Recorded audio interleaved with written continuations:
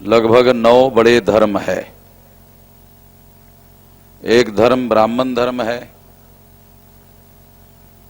जिसे हमारे लोग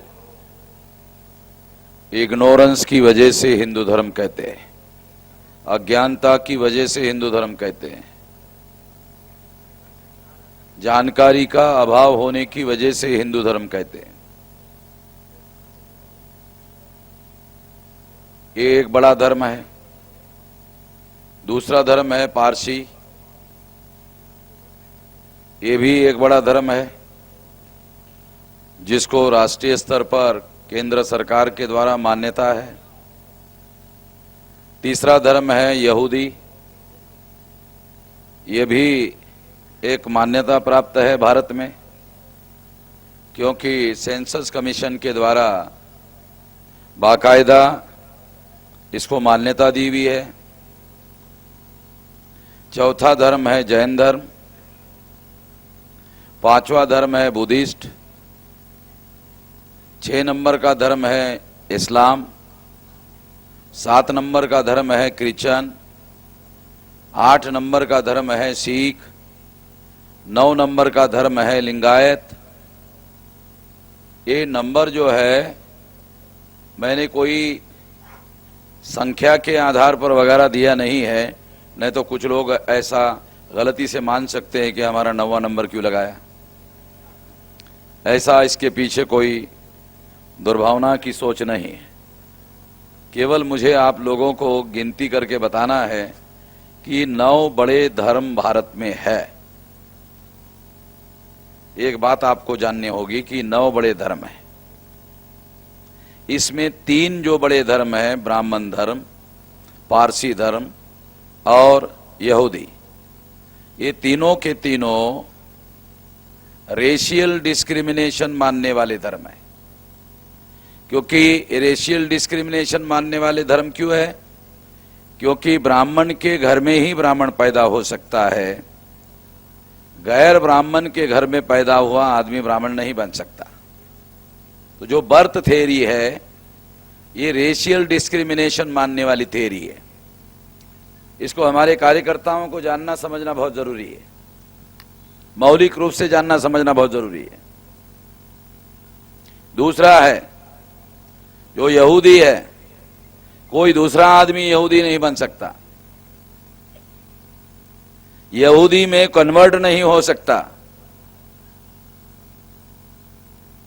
उस धर्म की दीक्षा लेकर वो यहूदी नहीं बन सकता। यहूदी के घर में पैदा हुआ आदमी ही यहूदी होता है। इसका मतलब ये भी रेशियल डिस्क्रिमिनेशन मानने वाला धर्म है। मुझे नहीं लगता इसके पहले आप लोगों को इसकी कोई जानकारी है। तीसरा पारसी, कोई भी आदमी पारसी नहीं बन सकता, पारसी के घर में पैदा हुआ आदमी ही पारसी बन सकता है। और पारसियों की संख्या हर 10 साल के जनगणना के बाद घट रही है। ये भी बहुत खतरनाक आंकड़े आ रहे हैं उसके, कि हर 10 साल के बाद इनकी संख्या घट रही है। हो सकता है 100-200 साल बाद ये खत्म हो जाएंगे, क्योंकि इनकी संख्या लगातार घट रही है। ये 3 जो धर्म है, ये 3 धर्म रेशियल डिस्क्रिमिनेशन मानने वाले धर्म है। इसका दूसरा अर्थ ये है कि ये समानता को मानने वाले, इक्वेलिटी को मानने वाले धर्म नहीं है। ये समानता को मानने वाले धर्म नहीं है, इक्वेलिटी को मानने वाले धर्म नहीं है। तो इक्वेलिटी को मानने वाले धर्म कौन से हैं? जैन धर्म इक्वेलिटी को मानने वाला धर्म है, बुद्धिस्ट इक्वेलिटी को मानने वाला धर्म है, इस्लाम इक्वेलिटी को मानने वाला धर्म है, क्रिश्चियनिटी इक्वेलिटी को मानने वाला धर्म है। इक्वेलिटी को मतलब है समता को मानने वाला, समानता को मानने वाला। सिख इक्वेलिटी को मानने वाला धर्म है, लिंगायत समानता को मानने वाला धर्म है। ये तो 6 धर्म जो है ये इक्वेलिटी को मानने वाले हैं। जो 3 धर्म है वो रेशियल डिस्क्रिमिनेशन मानने वाले धर्म है, और इक्वेलिटी के विरोध में है। वो ये नहीं मानते सारे इंसान बराबर है, वो सारे इंसान इक्वल है, वो ये नहीं मानते।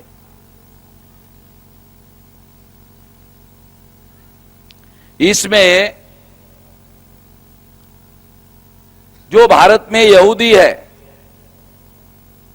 वो बहुत ज्यादा 1000-2000 से ज्यादा नहीं होंगे, क्योंकि बहुत सारे और थे। तो जब इजराइल देश बना तो वहां यहां से चले गए। आप लोगों को सुनकर और हैरानी होगी कि इजराइल में मराठी भाषा बोली जाती है। जो महाराष्ट्र में रहने वाले लोग थे वो इजराइल में गए, वहां भी वो मराठी बोलते हैं।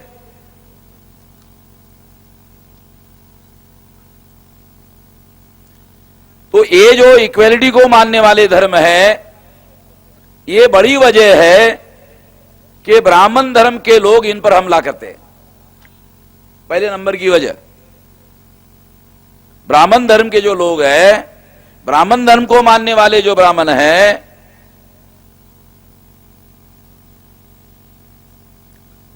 ब्राह्मण धर्म को मानने वाले जो ब्राह्मण हैं, वह समानता मानने वाले जो धर्म के लोग हैं, सभी धर्मों पर हमला करते हैं। मुझे नहीं लगता इस बात को आप लोगों को पता है। जैनों पर एक समय में भारत के इतिहास में उन्होंने हमला किया, बुद्धिज्म का सामूहिक नरसंहार किया। पुष्यमित्र शुंग ने बृहदत्त की जब हत्या की, हत्या करने के बाद भिक्षुओं का कत्लेआम हुआ, उनके धर्मगुरुओं का कत्लेआम हुआ, सामूहिक कत्लेआम हुआ। और बहुत सारे जो बौद्ध विहार थे, बड़े फेमस, बहुत बड़े बड़े फेमस बौद्ध विहार थे, आज ब्राह्मणों का इंक्रोचमेंट वहां पर है। और वहां उन्होंने उन विहारों को मंदिरों में रूपांतरित कर दिया। गर्भगृह में वो जाने नहीं देते। क्यों? गर्भगृह में बुद्ध की मूर्ति रखी हुई है अभी भी। बहुत सारी बातें आप लोगों को पता नहीं है।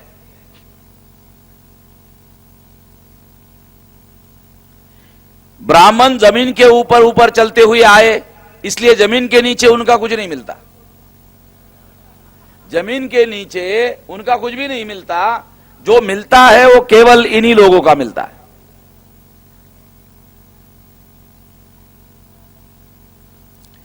तो ये जो इक्वेलिटी मानने वाले लोग हैं, इक्वेलिटी मानने वाले जो धर्म है, उन्होंने जैन पर हमला किया, बुद्धिस्ट पर हमला किया। जो बुद्धिस्ट पर हमला किया जाता था, अभी एक्चुअल उसी तरह के हमले मुसलमानों पर हो रहे। मुसलमानों को इस बात का एहसास नहीं है। एक समय में बुद्धिस्ट लोगों पर जैसे हमले होते थे भारत में ब्राह्मणों के द्वारा, सेम हमले। और उसकी भी विशेषता थी, हमले जब ब्राह्मणों ने सत्ता पर कब्जा किया तब हमले किए। आज ब्राह्मणों का सत्ता पर नियंत्रण है, उसके बाद हमले हो रहे। विशेषता को भी ध्यान रखो।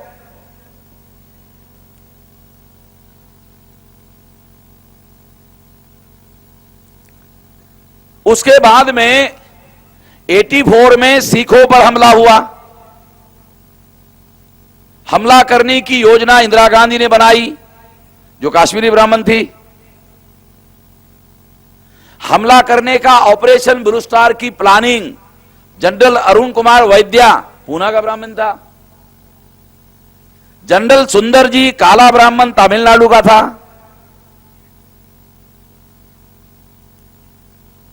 और ऑपरेशनल इंचार्ज अमृतसर में जिसके नेतृत्व में यह हमला किया गया, उसका नाम जनरल सुंदर जी था। एक काला ब्राह्मण था तमिलनाडु का।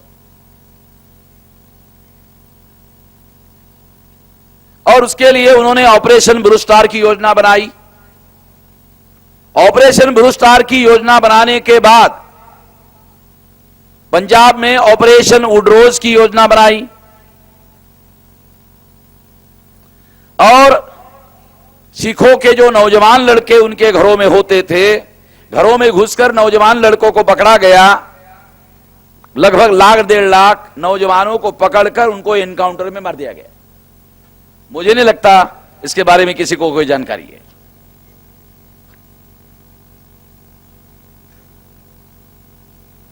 मार दिया गया उन लोगों को। और सिख लोग भी सारे दुनिया में इस बात को बोलना चाहिए, वो बोल नहीं रहे। ये भी मैं आप लोगों को बताना चाहता हूं। उसके बाद में क्रिश्चियन लोग जो है उनके ऊपर भी हमले हो रहे। क्रिश्चियनों की एक बड़ी समस्या भी मैं आपको थोड़ा बताना चाहता हूं। वो ये सोचते हैं कि दुनिया पर क्रिश्चियनों का राज है, अमेरिका सारे दुनिया में सबसे शक्तिशाली है, तो अमेरिका के जो लोग हैं वो भारत में हमारी मदद करेंगे, इसलिए वो भारत के मजलूमों के साथ मिलजुल कर कोई काम नहीं करते। डॉक्टर साहब, बिशप साहब, क्रिश्चियन जो है वो ऐसा मानते हैं ये अमेरिका हमारी मदद करेगा, वो उनके तरफ देख रहे। और डोनाल्ड ट्रंप और नरेंद्र मोदी एक जगह बैठ के बिरयानी खा रहे हैं और वहां वो तय कर रहे हैं कि भाई ये देखो, आपको हम लोगों से क्या फायदा चाहिए, भारत से हम देने के लिए तैयार है, क्रिश्चियनों की बात मत करो। तो नरेंद्र मोदी को मालूम है ये अमेरिका के जो लोग हैं ये बनिया लोग हैं, ये ब्राह्मण नहीं है, क्षत्रिय नहीं, बनिया है, क्योंकि ये धंधे वाले लोग हैं। इनको क्या है, बिजनेस चाहिए, अमेरिका वालों को बिजनेस चाहिए। तो उन्होंने कहा भी तुमको बिजनेस चाहिए ले लो, ये बात मत करो, एक क्रिश्चियनों की बात मत करो।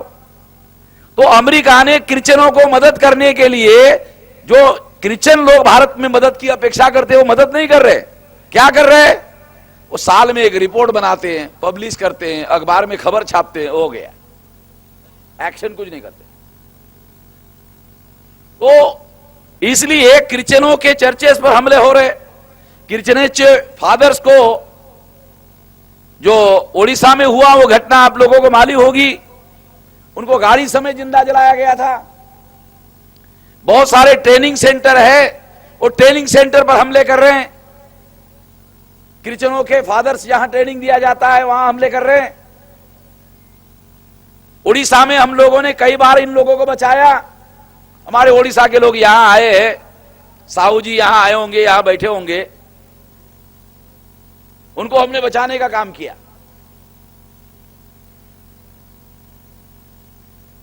तो क्रिश्चियनों पर भी हमले हो रहे हैं।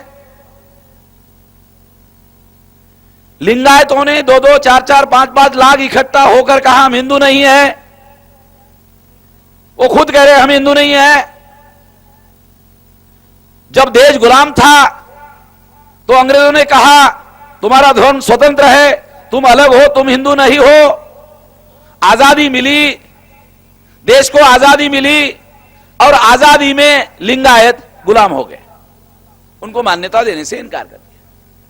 गुलाम भारत में वो आजाद थे धर्म के आधार पर, वो स्वतंत्र धर्म था।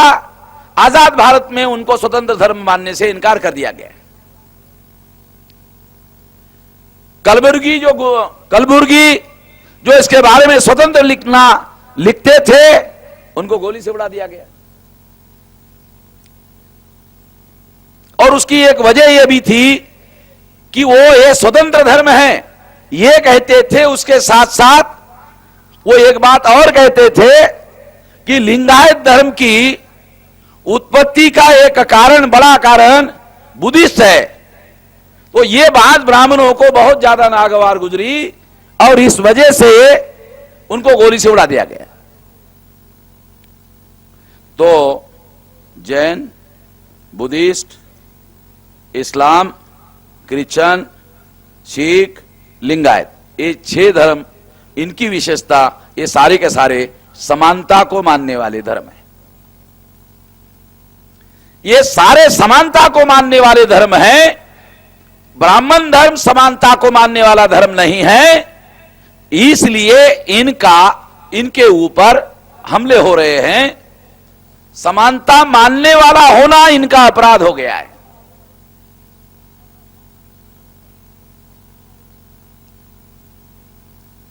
संविधान ने समानता को अपना प्रियम्बल घोषित किया, ऑब्जेक्टिव घोषित किया। यूनाइटेड नेशंस ऑर्गेनाइजेशन ने समता, स्वतंत्रता, बंधुता और न्याय पर आधारित समाज को और चतुसूत्री को यूनो ने मान्यता दिया। ब्राह्मण धर्म इस पर हमले कर रहा है, दुनिया वाले इस पर बोल नहीं रहे हैं। दुनिया में जितने जू मारे गए उससे 1000 गुना ज्यादा अछूत मारे गए, आदिवासी मारे गए, नोमैडिक टाइप के लोग मारे गए। अगर 3000 साल का आंकड़ा निकालो तो ये 1000 गुना ज्यादा लोग हैं, मगर इसका कोई कॉग्निजेंस नहीं लिया जाता। उसका कारण यह है कि मीडिया इनकी खबरों को दबा देता है। इसका मतलब यह है कि भारत में लोगों को जो मारा जा रहा है, काटा जा रहा है, हत्या किया जा रहा है, मानवाधिकार का उल्लंघन है। अमेरिका के अंदरूनी ताकतवर लोगों से बातचीत करो, उनको जानकारी दो, तो क्या कहते हैं? ये जानकारी देने की जरूरत नहीं है, ये सब हम जानते हैं। क्या कहते हैं? ये जानकारी देने की जरूरत नहीं है, हम सब जानते हैं। ये नई जानकारी, जब मैं अमेरिका गया, वहां 2-3 महीने रहा, तो 2-3 महीने रहने के बाद मुझे ये जानकारी मिली। हम समझते थे उनको जानकारी नहीं है, जब हमने उनको जानकारी दी तो उनका ये सब हम जानते हैं।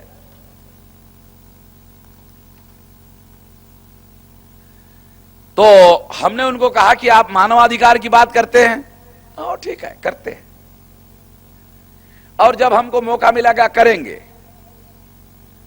तब मुझे समझ में आया कि साले इनको मौका कब मिलेगा।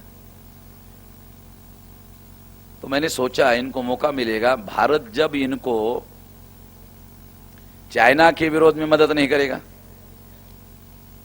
इंटरनेशनल पॉलिटिक्स में मदद नहीं करेगा, चाइना के विरोध में लड़ना है तो मदद नहीं करेगा, तो फिर अमेरिका वो जो डॉक्यूमेंट इकट्ठा कर रहा है फिर उसकी बात करेगा। उसकी बात करने के बाद फिर भारत को लोग या नहीं, फिर तो अमेरिका को मदद करना पड़ेगा। तो ये ब्लैकमेल पॉलिटिक्स है। और भारत में अगर वर्ण व्यवस्था जिंदा है, जाति व्यवस्था जिंदा है, अस्पृश्यता जिंदा है, आदिवासियों का सेग्रीगेशन जिंदा है, महिलाओं की दास्ता जिंदा है, और ओबीसी पर शूद्र तो थोपा गया है, इसके लिए हम केवल ऐसा मानते हैं कि केवल ब्राह्मण जिम्मेदार है, इंटरनेशनल पॉलिटिक्स भी जिम्मेदार है। मैं अमेरिका जाने के बाद मुझे यह जानकारी मिली।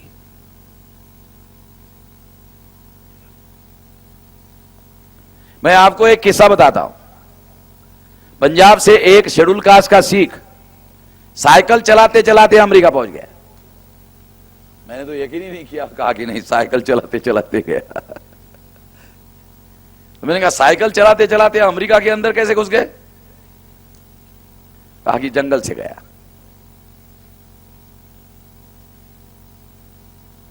और जंगल से जाने के बाद में कई साल रहने के बाद में पकड़ गया। मेरे पास तो कोई वीजा कुछ है नहीं, डॉक्यूमेंट तो है नहीं। मेरा मामला कोर्ट में गया। तो मैंने उनको कहा, उन्होंने कहा कि आपको भारत जाना होगा। मैंने कहा कि मैं नहीं जा सकता। कहा क्यों? मेरी जान को खतरा है। तेरे जान को खतरा क्यों है? नहीं, वो वहां जातिवाद है, वहां अस्पृश्यता है, इसकी वजह से मेरे जान को खतरा है।